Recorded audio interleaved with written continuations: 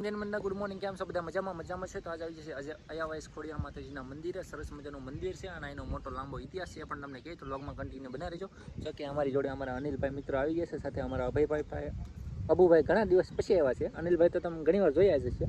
અને અમારા આવે છે વાહે બિપિનભાઈ ચાલા. બિપિનભાઈને જવાનું હતું આ બાજુ હાલવાનું, પણ દોઢ ડેથી આમ આગળ બહુ વ્યા જતા.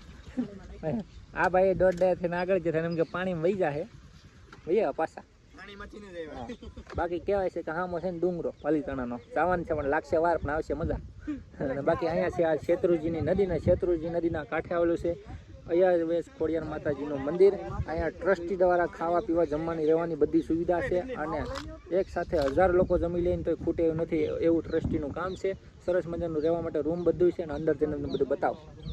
ભાવનગર જિલ્લાના મહુવા તાલુકાના અયાવેજ ગામમાં શેત્રુજી નદીના કાંઠે આવેલું છે અયાવેજ ખોડિયાર માતાજીનું સુંદર મજાનું મંદિર. ખોડિયારમાં સાથે તેમના મોટા બેન આવડમાં બેઠા છે, તેમજ આગળ ખેતરપાળા દાદા, તેની આગળ સરમાળિયા દાદા અને મહાકાળી માતાજી પણ બેઠા છે. અહીંયા નિવેદની વાત કરીએ તો મહાકાળી માતાજીને કડા થાય છે, ખોડિયાર માતાજીને લાપસી થાય છે, આવડમાંની ખીર, ખેતરપાળા દાદાની ખીચડી, સરમાળિયા દાદાની તલવટ, શિકોતરમાંના સોખા, પઠાપીર બાપાનો મહિંડો થાય છે. કહેવામાં આવે છે કે અહીંયા માતાજી સાથે શિકોતરમાં પઠાપીર બાપા આવેલ છે કે બંધાયેલ છે એમ પણ કહી શકો. જો તમારે નિવેદ કરવા હોય તો પેલા શિકોતરમાં અને પઠાપીર બાપાને નિવેદ જમાડવા પડે, પછી જ માતાજી નિવેદ જમે છે. પઠાપીર બાપાનો મહિંડો અને શિકોતરમાંના સોખા ન કરો તો માતાજી નિવેદ જમતા નથી, કારણ કે શિકોતરમાં અને પઠાપીર બાપા માતાજી સાથે આવેલા છે અને તેની સાથે બંધાયેલા છે. અયાવેજ ખોડિયાર માતાજીના ઇતિહાસ જૂનાગઢના રાજા રાનવગણ સાથે પણ જોડાયેલો છે. કહેવામાં આવે છે કે જૂનાગઢના રાજા રાનવગણ અહીંયા મંદિર બનાવતા હતા, ત્યારે રાનવગણે તેમના બધા સિપાહીને કીધું કે તમારે એક એક ઈંટ મૂકવાની છે મંદિર ઉપર. તો તેમાં રાનવગઢના શાળા પણ હતા, જેનું નામ આદિત્ય પરમાર છે. આદિત્ય પરમાર થોડા ઘમંડી હતા, તો એમણે કીધું રાજાને કે હું આની ઉપર ઈંટ એક પણ નહીં મૂકી. તો રાનવગણે તેમના શાળાનું મસ્તક કાપીને ઈંટની જગ્યાએ મૂકી દીધું,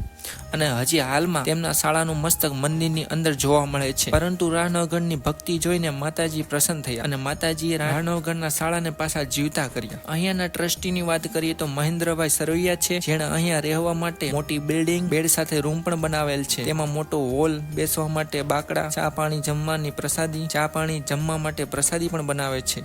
અયાવેજ ખોડિયાર માતાજીના મંદિરે જે પણ દાન કે ભેટ આવે છે તે મંદિરમાં જ વાપરવામાં આવે છે. અને છેલ્લા 2 વર્ષથી અહીંયા માતાજીના જન્મદિવસ ઉપર જન્મદિન 8મ ઉજવવામાં આવે છે. આવા નવા મંદિરના ઇતિહાસ અને હિસ્ટોરી આપણી ચેનલમાં આવતી રહેશે, તો ચેનલને સબસ્ક્રાઇબ કરો, અને તમે કયા મંદિર વિશે જાણવા માંગો છો એ પણ કોમેન્ટ કરી નાખો. જંગલમાં જ ફરી છીએ, તમે જોઈ રહ્યા છો. અમારા બધા મિત્રો અહીંયા આવી ગયા છે. બધા છે ને સાની પ્રસાદી લઈ લીધી છે, અને મારા અનિલભાઈ ના ભાગમાં સા નથી. કાંઈ વાંધો નહીં, જે બનાવે છે ને આપણે પાછી લઈ લેવાનું છે, કાંઈ વાંધો નહીં. બાકી સા પીધા કે જાહુ તો નહીં.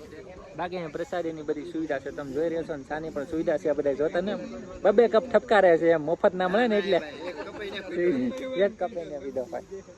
બાકી અહીં કાર્યાલયમાં વાત કરીને રહેવા માટે, જમવા માટે બધી સુવિધા છે. અને આ બાજુ કહેવામાં આવે છે શેત્રુજીની નદી, એના કાંઠે ખોડિયાર માતાજીનું મંદિર આવેલું છે. અને અહીંયા સેલ્ફી પોઈન્ટ પણ બનાવવામાં આવેલો છે, અને ત્યાં બધા ફોટા પડે છે. એનું ટ્રસ્ટીનું કામ બહુ સરસ છે.